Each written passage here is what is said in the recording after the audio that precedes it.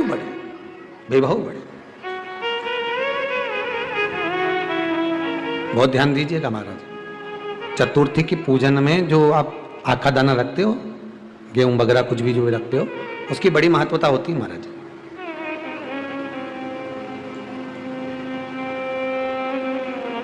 यहां तक कहा गया है, चतुर्थी की कथा तो आप लोग पढ़ते होंगे, जो लोग पढ़ते हैं उनको मालूम होगा।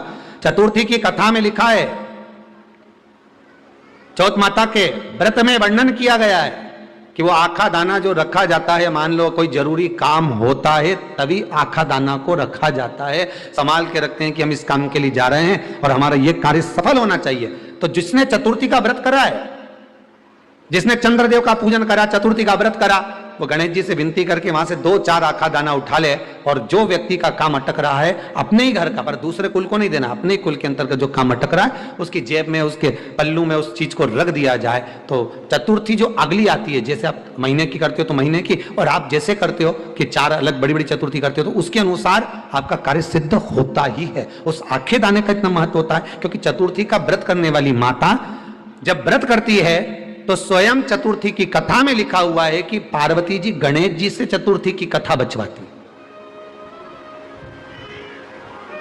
चतुर्थी की कथा बाची किसने थी? स्वयं गणेश जी महाराज ने। और सुनी किसने थी? माता पार्वती। बाचने वाले गणेश जी थे, सुनने वाली माता पार्वती थी।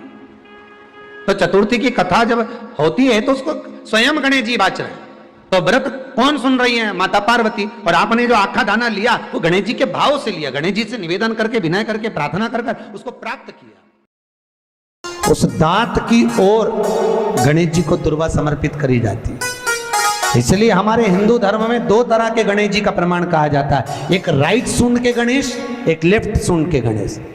राइट सूंड का जो गणेश होता है वो घर में रखा जाता है, और लेफ्ट सूंड का जो गणेश होता है वो अपने ऑफिस में, व्यापार की जगह पर, दुकान में, धंधे में, पानी में, सर्विस में, नौकरी में लेफ्ट सूंड का गणेश रखा जाता है।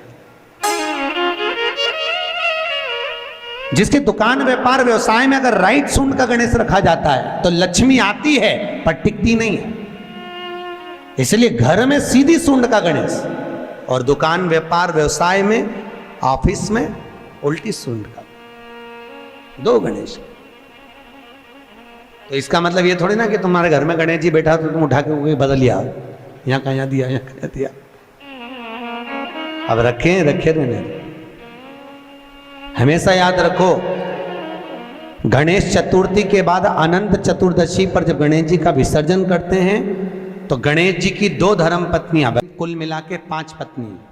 कितनी है? गणेश जी की 5 पत्नी।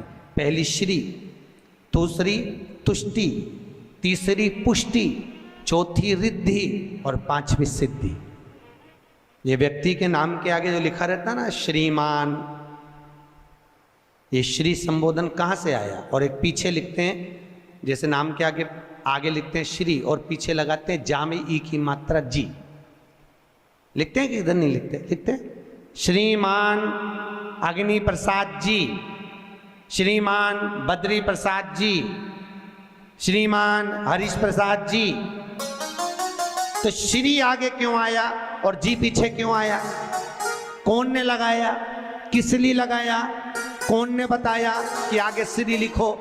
किसी के नाम के आगे जी लिख दे, पीछे श्री लिख दे, मर्जी अपनी, अपन कुछ भी लिख सकते हैं। पर किसने कहा कि आगे श्री लिखो? क्योंकि गणेश जी महाराज जब विवाह करने जा रहे थे और गणेश जी की जब बारात जा रही थी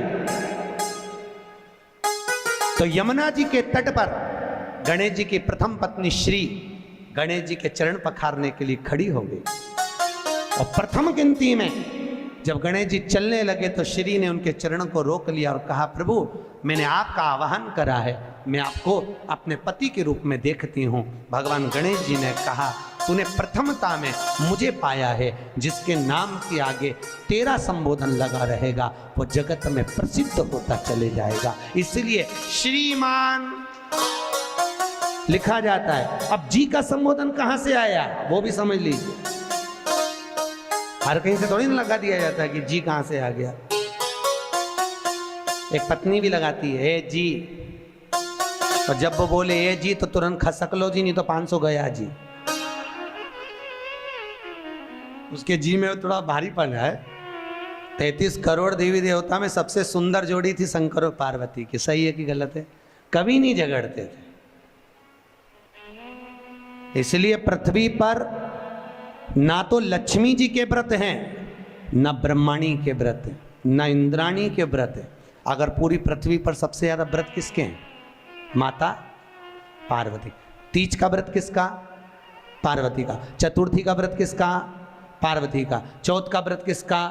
पार्वती का। छठ का व्रत किसका? पार्वती का। जितने व्रत है सब माता पार्वती। लक्ष्मी जी का कोई व्रत है क्या? अरे बोलो तो। ये आप लोग वैभव लक्ष्मी का व्रत करते हो, ये पुराना व्रत नहीं है, ये तो अभी अभी लोगों ने चालू कर दिया। ये लक्ष्मी, यहाँ कई लोग अमावस्या के दिन, दिवाली के दिन व्रत रख लेते हैं। हमारे भगवान विष्णु ने लक्ष्मी जी का मुख देखा, देखकर हंस दिए। इतने में लक्ष्मी को क्रोध आ गया, हे नारायण तुम मुझे देखकर हंसे हो घोड़े की तरह, इसलिए मैं तुम्हें श्राप देती हूं, तुम्हारा सिर कट जाए और तुम्हें घोड़े का मुख लग जाए। तो भगवान नारायण को घोड़े का मुंह लगा और नारायण का हयग्रीव अवतार हुआ। कौन सा अवतार? हयग्रीव। ये लक्ष्मी का श्राप नारायण को लगा था, इसलिए लक्ष्मी का कोई व्रत नहीं। ब्रह्माणी ने ब्रह्मा को श्राप दिया था पुष्कर राज की भूमि पर।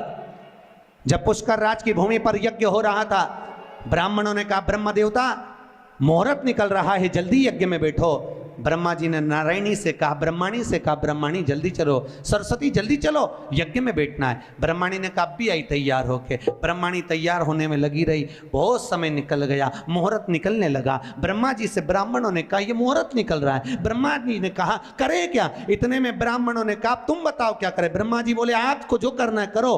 ब्राह्मणों ने गाय को पकड़ कर ले आए और गौ माता को खड़ी कर कर गाय के सामने वेद ध्वनि करना प्रारंभ करा। जब वेद ध्वनि करी तो गाय के मुख से वेद माता गायत्री को प्रकट कर लिया। गायत्री को प्रकट करा, ब्रह्मा जी के पास में गठजोड़ा बांधकर बिठा दिया।